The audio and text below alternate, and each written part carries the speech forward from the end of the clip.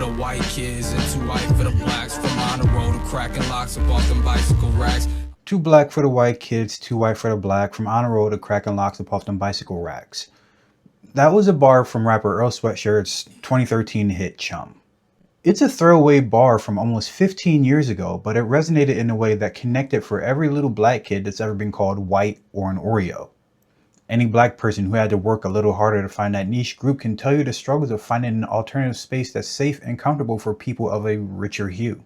My journey into alternative spaces happened when I came across rock music, and I remember the first time I actually experienced it, like really felt it. It had to be somewhere around 11, the first time I heard Hemorrhage by the band Fuel. Leave life lay down in my hands again. Leave life lay down in my hands, life lies bleeding. And it stopped me in my tracks. Literally, I was mid-pillow fight with my cousin, I got distracted, and he knocked me right on my ass. Still couldn't look away from the screen. After that, I started to pay a little bit more attention when white music popped up on TV. I mean, I didn't exactly live under a rock. I knew other white acts, Backstreet, NSYNC, 98 Degrees, Britney Spears, but nothing I wanted to listen to until Fuel. I found Linkin Park the year after, Disturbed a few months after that. Hell, the first album I ever bought with my own money was Karma in Effect by the band Seether. Throw your dollar bills and leave your thrills all here with me. But in predominantly black spaces, I was a weirdo. In white spaces, I was a poser. In either space, I just wanted to vibe out wherever it was comfortable.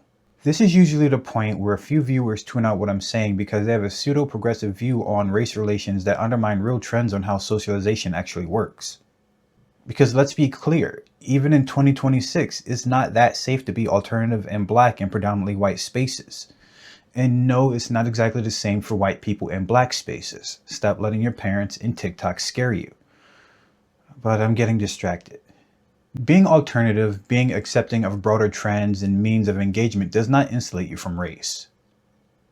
A young lady recently unalived herself after receiving just the cruelest and pettiest vitriol ever for wearing a fucking cosplay. Just wearing a costume that countless people felt the need to criticize because they simply do not like looking at characters with brown skin. And I'm not going into detail. Most of you online know I'm talking about. She deserves a little piece. The new term for this is anti-woke. What it really is just bigoted, hateful, and full of insecurity. There's no logic behind it. The detractors like to pretend they're protecting canon or the purity of the culture, but it's just fake elitism for people with cultist fascinations with products that help them forget their oftentimes less than stellar lives. It's a cope for dickheads who finally found a niche and are now afraid of what a changing scopes mean for an identity that was crafted on aesthetics first. The cosplay phenomenon is some of the most visible, so let's start there.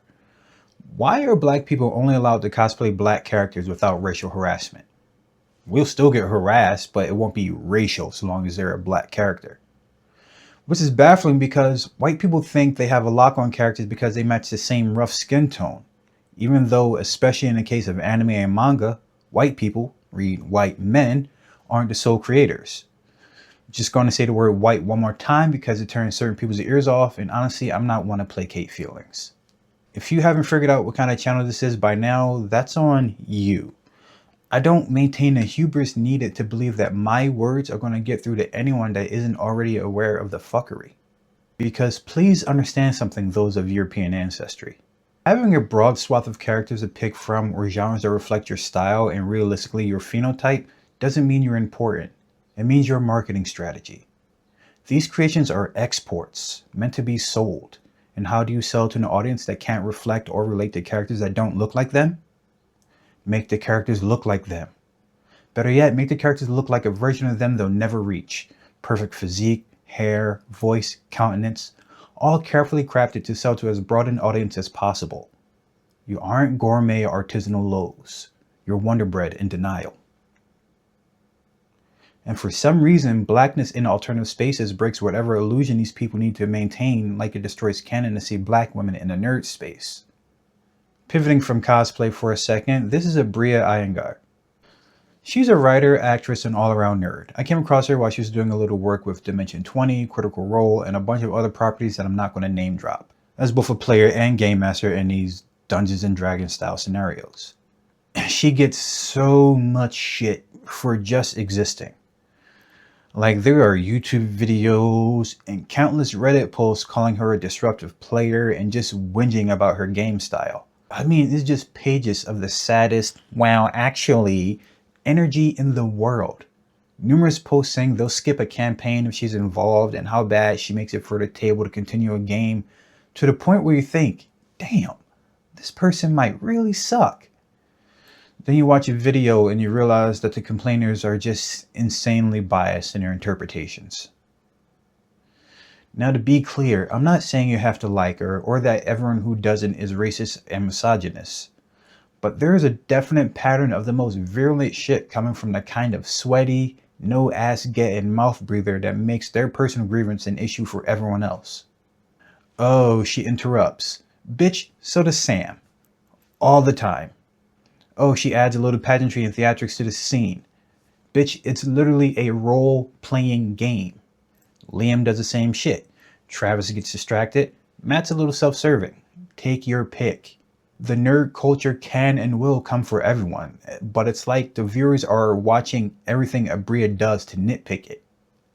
Everything. But God forbid you question the validity of the argument and the biases of people who clearly have issues with women and definitely don't have enough black friends. Because then you get this artificial solidarity that only appears when white people feel the need to protect other white people from accusations of racism, which is only because they don't want to be perceived as guilty by association. The irony is that it's oftentimes these predominantly white spaces are doing exactly that.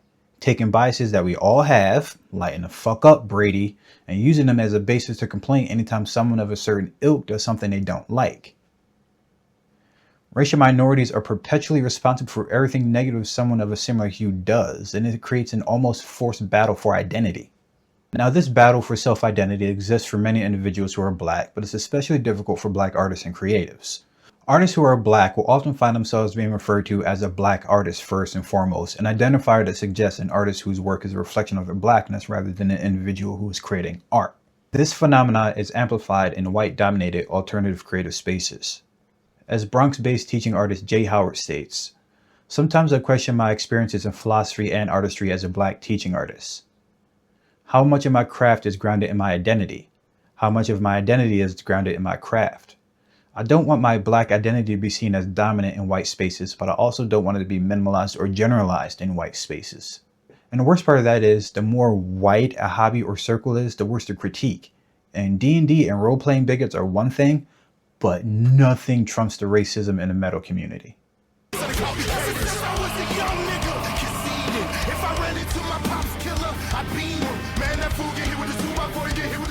Being black in the metal community damn near feels like being the only black person in a racist town, just a stone's throw away from a Klan meeting. Sure, you're not going to the meeting, and you have a nice group of friends that won't be going to a meeting as well, but you all know who's going, and you're going to have to share a community with them. This leaves three options. 1. Find a niche group within the community, looking at black bands and develop friendships that look out for each other. Option 2. You can leave, like I did. When and where I was growing up, there were only like 2 other brown kids in the metal, and they weren't the kind of folks I wanted to be around. Which leads me to option 3. Assimilation and a forced perspective that aligns people of color with artists and fandoms that don't actually like us. But because it's music, and specifically metal music, which is supposed to be a little edgy, many, and I mean an uncomfortable amount of listeners, simply disregard the racist history and present state of the metal music scene. Like many genres of music, metal and all its other niche subgenres enables listeners to express themselves freely. There are few other genres of music that encourage such inhibition and aggression, that provide an opportunity to flail, shriek, and to cause permanent damage to your neck. Unfortunately, this freedom that metal nurtures is often abused by artists that turn it into a justification for bigoted behavior. A fitting example of the freedom of music being misused by the artist is Pantera. In 2016, Phil Anselmo, lead singer of the Texas heavy metal band, infamously roared white power and performed an unmistakable Nazi salute. At first, Ansimo refused to apologize for his actions, stating that he was referencing the white wine served backstage as well as jokes that the band had been making before performing. Later on, he did apologize.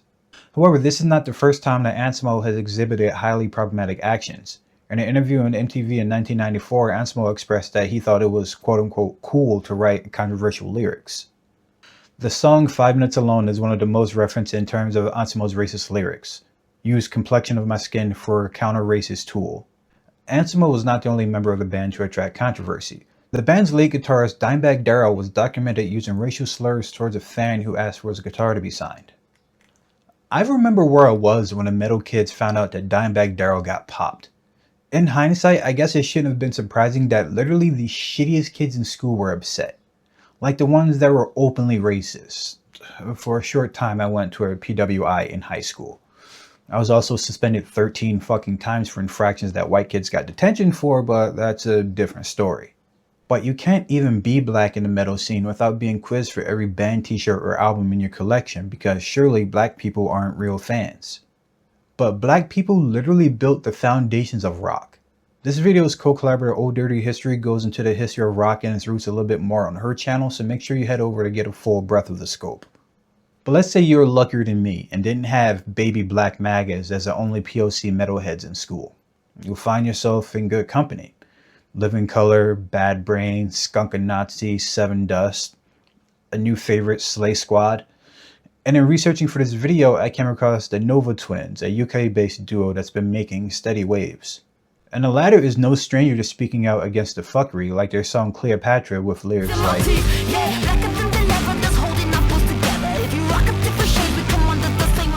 they also criticized the idea of black women's features being monopolized by white people. When I was a kid, they always called me a freak. And now the little bitches wanna look like me. They'll be injecting and perfecting till it starts to weak. You can buy your looks, but you can't change your genes. Bars.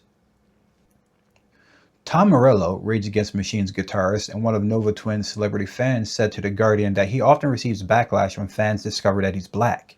He believes this is because his position disrupts the false narrative that music like mine can only be made by people who look like them.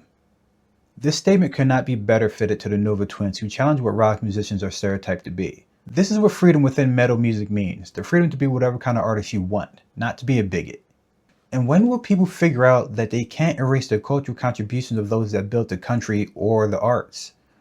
When you attempt to erase the cultural roots of a practice and still maintain that practice, do you know what you get? Country music. And not good country music, you know, your Willie Nelson, George Strait, early and late stage Johnny Cash. You know, that's some good, wholesome white man country music. No, when you erase cultural context, you get what country music is today. Pop Americana. Cul-de-sac country for folks that have never touched a tractor. Taylor Swift, Toby Keith, Camp, fucking Morgan Wallen. Sounds that can't survive without pop or hip-hop injections into the melody or beat structure, which only serves to further piss off the country purists. One thing that history makes very clear is that cultural memory is not accidental. What gets remembered and what gets forgotten is usually determined by the people who are in power. In this case, the music industry and the institutions around it shaped the version of history that we've inherited. The very idea that Black people are new to alternative spaces is completely manufactured. And it was manufactured at the very moment that these cultures begin to manifest.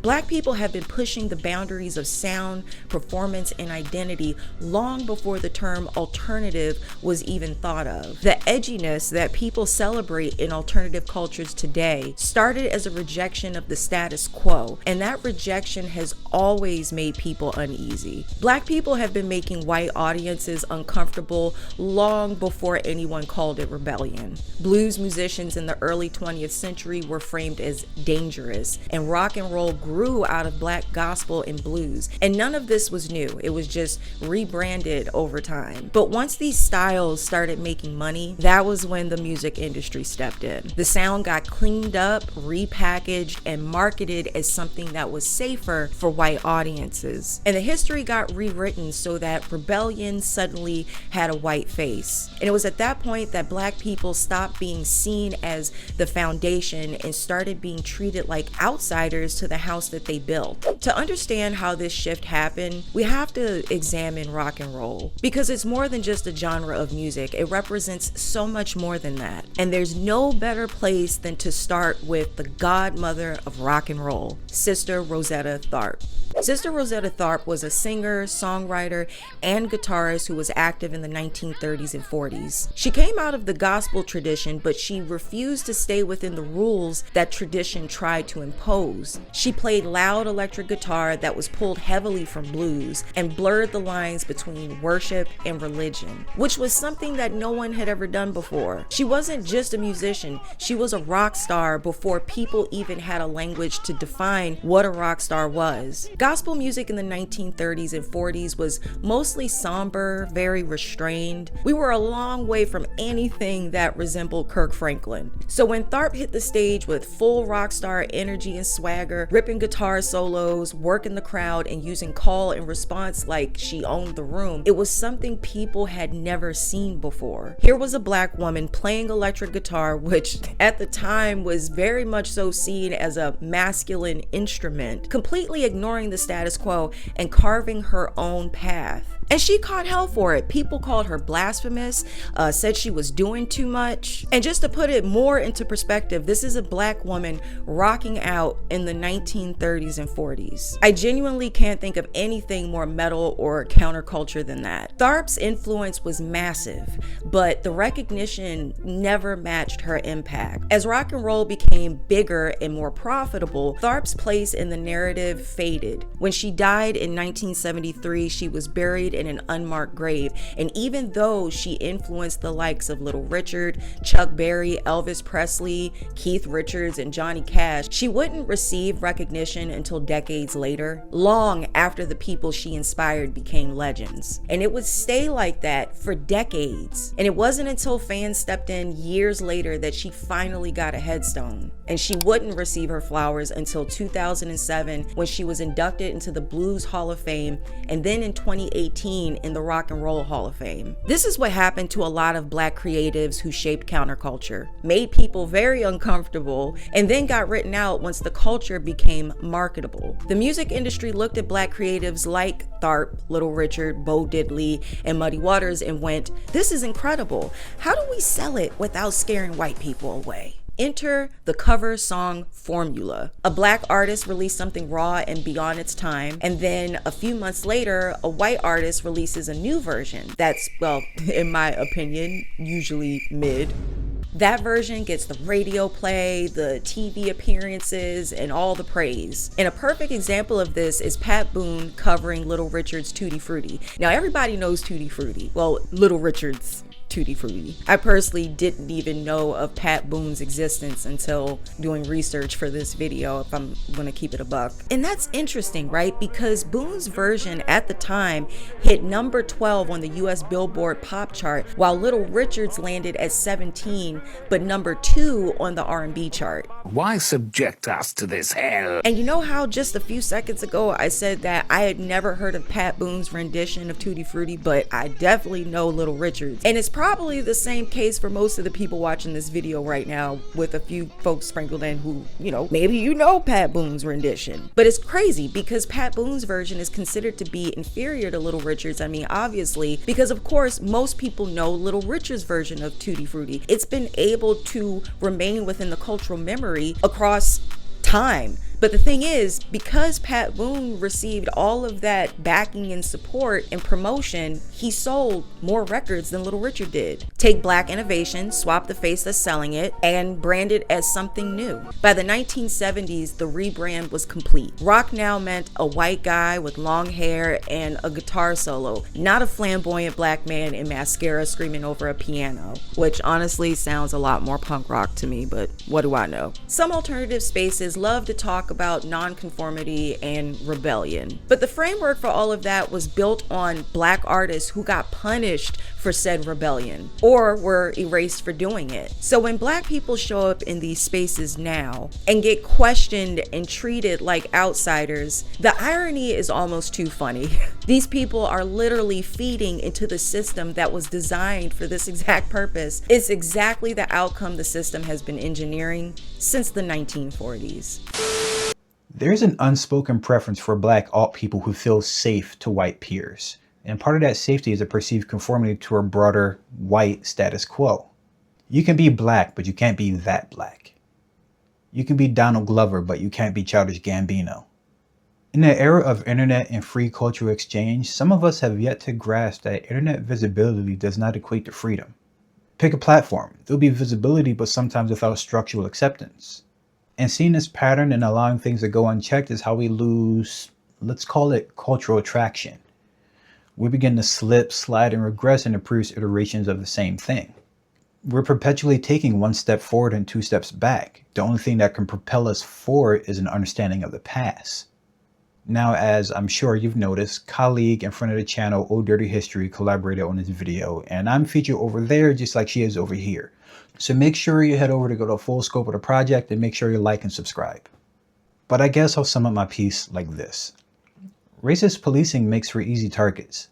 As an alternative person, you may be on the outskirts of what is pop culture, but you found a niche and now you're part of a select few. So now you're a we and us with a clearly defined them. And an identity can finally solidify with the addition of community.